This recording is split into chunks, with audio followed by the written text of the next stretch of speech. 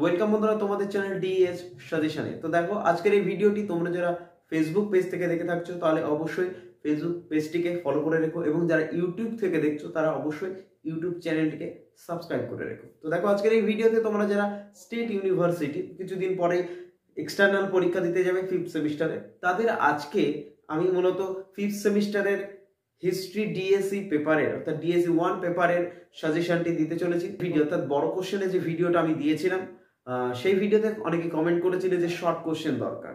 সংক্ষিপ্ত প্রশ্নগুলো কিন্তু 5 নম্বরের জন্য অত্যন্ত গুরুত্বপূর্ণ, কারণ 10টি প্রশ্ন লিখতে পারলে 2 নম্বর করে থাকলে সেখানে 20 নম্বর। এই 20 নম্বর পেলে কিন্তু তোমাদের কোনো রকম সাপ্লি পাওয়ার সম্ভাবনা থাকে না। তো চেষ্টা করবো এমন কিছু কোশ্চেন তোমাদের সামনে তুলে ধরা যেগুলো তোমরা একেবারে অবশ্যই অর্থাৎ 100% গ্যারান্টি সহকারে কমন পেতে পারো। তো দেখো আজকের এই ভিডিওতে আমরা তোমাদের শর্ট কোশ্চেন রেখেছি, মাত্র 20 থেকে 25টি প্রশ্ন আছে, সেখান থেকে 20টি প্রশ্ন তোমাদের দেয়।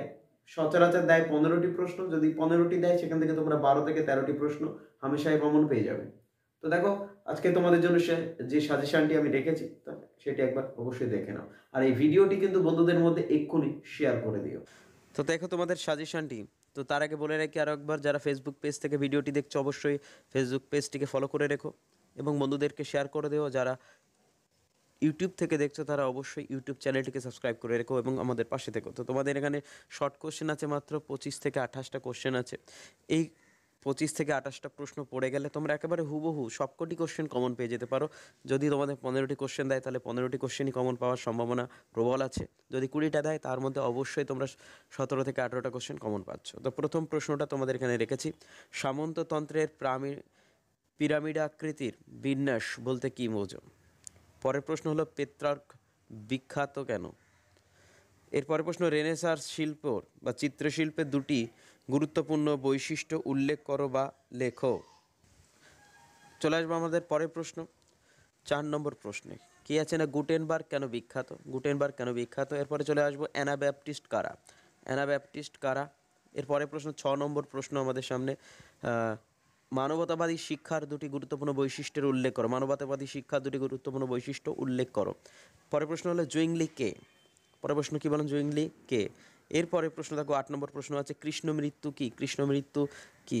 চলে আসবো আমরা পরের প্রশ্ন, কে বলেছিলেন যে মানুষই সকল কিছুর মানদণ্ড? এই প্রশ্নটি আরেকটিভাবে একটু ঘুরিয়ে আসতে পারে, তোমরা এটা খেয়াল করবে। চলে আসবো আমরা পরের প্রশ্ন, লিওনার্দো দা ভিঞ্চির দুটি বিখ্যাত সৃষ্টির নাম লেখো বা নাম করো। পরের প্রশ্ন হচ্ছে 11 দাগের প্রশ্ন, রেনেসাঁসের পিছনে মেদিচি পরিবারের ভূমিকা কী ছিল? তাহলে রেনেসাঁসের পশ্চাতে মেদিচি পরিবারের ভূমিকা কী ছিল তা লেখো। পরের প্রশ্ন আছে তোমাদের, মাইকেল এঞ্জেলোকে কেন এঞ্জেলোসকে কেন রেনেসাঁস মানব বলা হয়? এরপরের প্রশ্ন হলো হিউগেনো কারা? এরপরের প্রশ্ন হলো কোপারনিকাস কে ছিলেন? এরপরের প্রশ্ন হলো মার্টিন লুথার কে ছিলেন? চলে আসবো আমরা পরের প্রশ্ন, নিকোলো ম্যাকিয়াভেলি কে ছিলেন? 17 নম্বর প্রশ্ন আছে, শিল্প বিপ্লব প্রথম কবে এবং কোথায় হয়েছিল?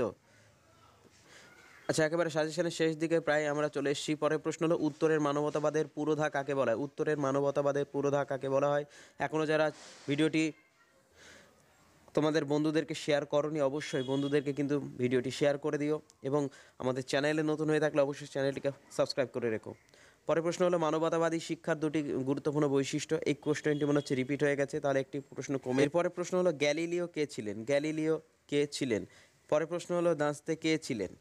এরপরের প্রশ্ন হলো, ইরাসমাস কে ছিলেন? তার রচিত একটি বইয়ের বা পুস্তকের নাম লেখো। চলে আসবো আমরা, আরও প্রশ্ন আছে তোমাদের সামনে। বলছে লেভেলার কারা ছিলেন? এরপরের প্রশ্ন হলো, কোপারনিকান বিপ্লব বলতে কী বোঝো? পরের প্রশ্ন হলো, 95 থিসিস কি? এরপরের প্রশ্ন হলো, ইংল্যান্ডের এনক্লোজার আন্দোলন বলতে কী বোঝো? এরপরে আরও প্রশ্ন আছে, এবং সাজেশনে একেবারে শেষ দিকে শিল্প বিপ্লবের দুটি প্রভাব লেখো বা আলোচনা করো। পরের প্রশ্ন বলছে, ফিলিপো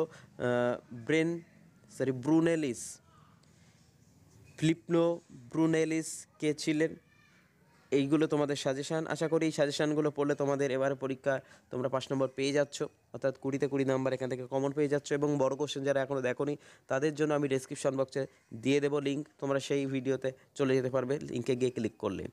তো অবশ্যই সবাই ভালো থাকো, সুস্থ থাকো।